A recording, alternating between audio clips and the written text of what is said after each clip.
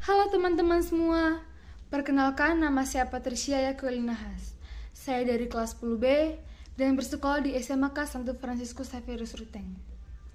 Baik teman-teman, pastinya kita tahu dari masa kerajaan Hindu-Buddha, mereka banyak memberi pengaruh terhadap bangsa Indonesia. Baik itu dari bidang sistem pemerintahan, sosial, ekonomi, kebudayaan, dan bahkan bangunan. Maka dari itu, perlu kita memaknai warisan nilai luhur dari masa kerajaan Hindu-Buddha di Indonesia. Yang pertama, pada bidang sistem pemerintahan.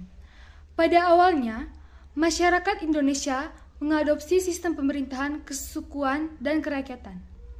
Akan tetapi, setelah Hindu-Buddha masuk dan berkembang di Indonesia, sistem pemerintahan berubah menjadi monarki, seperti di India, tempat kelahiran Hindu-Buddha.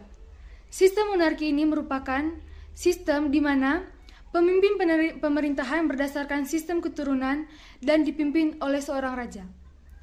Hal itu akan berlangsung secara terus-menerus. Jadi, pada masa pemerintahan Hindu-Buddha, Indonesia sudah tidak lagi menggunakan kepala suku sebagai pemimpin kerajaan, melainkan raja, dan tata tersebut akan diwariskan kepada keturunannya. Yang kedua, pada bidang sosial. Masyarakat Hindu menggunakan adanya sistem kasta. Sistem kasta ini membuat masyarakat yang ada di kasta rendah harus selalu hormat kepada kasta yang di atasnya. Contohnya, duduk tidak boleh sejajar. Selain itu, sistem kasta di Indonesia juga mengalami pergeseran tata urutan. Tata urutan tersebut antara lain adalah: yang pertama, kasta ksatria. Kasta ini merupakan golongan kasta paling tinggi. Di dalamnya adalah penguasa yang terdiri dari raja beserta keluarga dan golongan bangsawan. Kasta yang kedua, kasta Brahmana. Kasta ini sebagai penasihat raja atau purohita. Dan kasta yang ketiga, kasta Waisya. Kasta ini sebagai golongan pedagang, pengrajin, dan pekerja lainnya. Dan kasta yang terendah atau kasta terakhir adalah kasta Sudra.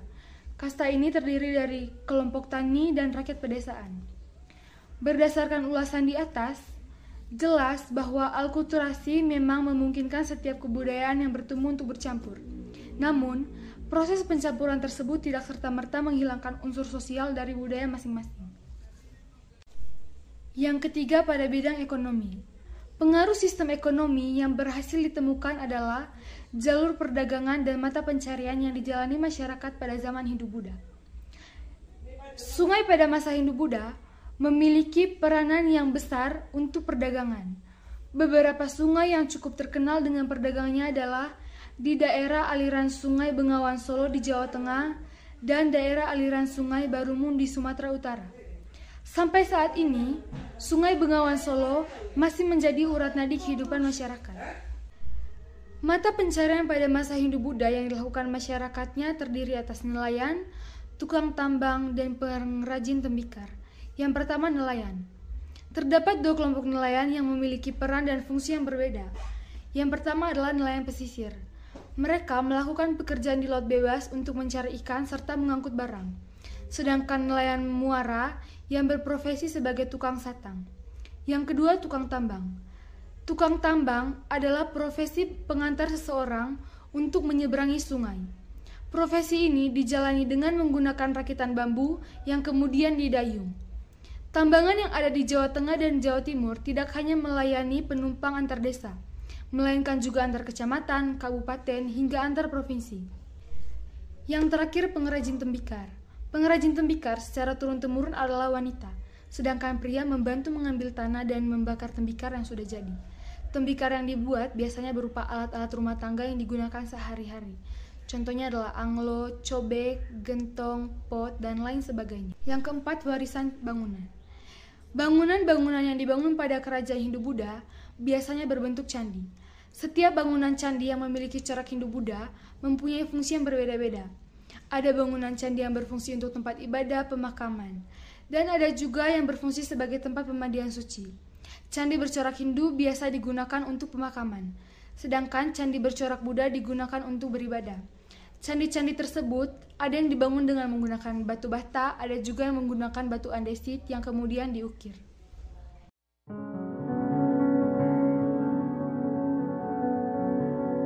Dan yang terakhir adalah warisan kebudayaan. Yang pertama dari seni bangunan.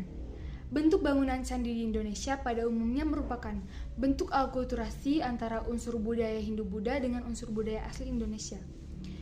Bangunan yang megah, patung-patung perwujudan dewa atau Buddha, serta bagian-bagian candi dan stupa adalah unsur dari India.